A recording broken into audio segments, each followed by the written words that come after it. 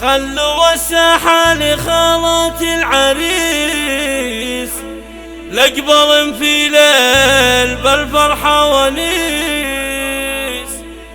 كلهن أثمن من الدر النفيس، هن نجوم الحفل آية الجمال، هن نجوم الحفل آية الجمال.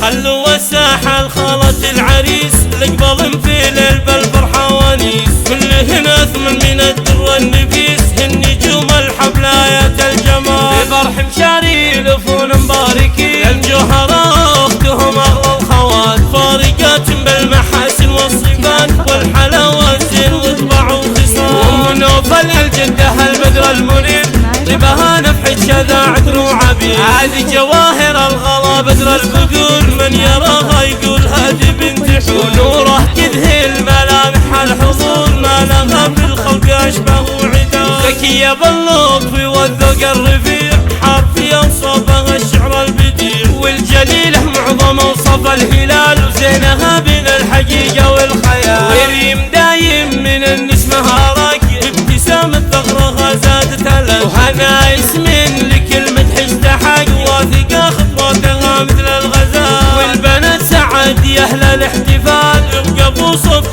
في أحلى الليال. خلوا الساحة لخالة العريس، لقبل في ليل بالفرحة ونيس، كلهن أثمن من الدر النفيس، هن نجوم الحفل آية الجمال. بفرح مشاري يلفون مباركين، الجوهرة أختهم أغلى الخوات، فارقات بالمحاسن والصفات، والحلاوة الزين وطبع وخصال. وأم نوفل الجدة البدر المنير، طيبها نفحة شذا عطر وعبير، هذه جواهر الغلا بدر البقول، من يراها يقول هذه بنت حور. ونوره تذهل ملامح الحضور، ما لها في الخلق أشبه وعدا، ذكية باللطف والذوق الرفيع، حرفيا صوبها الشعر البديع، والجليلة معظم وصف الهلال، وزينها بين الحقيقة والخيال. وريم دايم من النسمة راقي، ابتسام الثغرة زادت ألم، وهنا اسم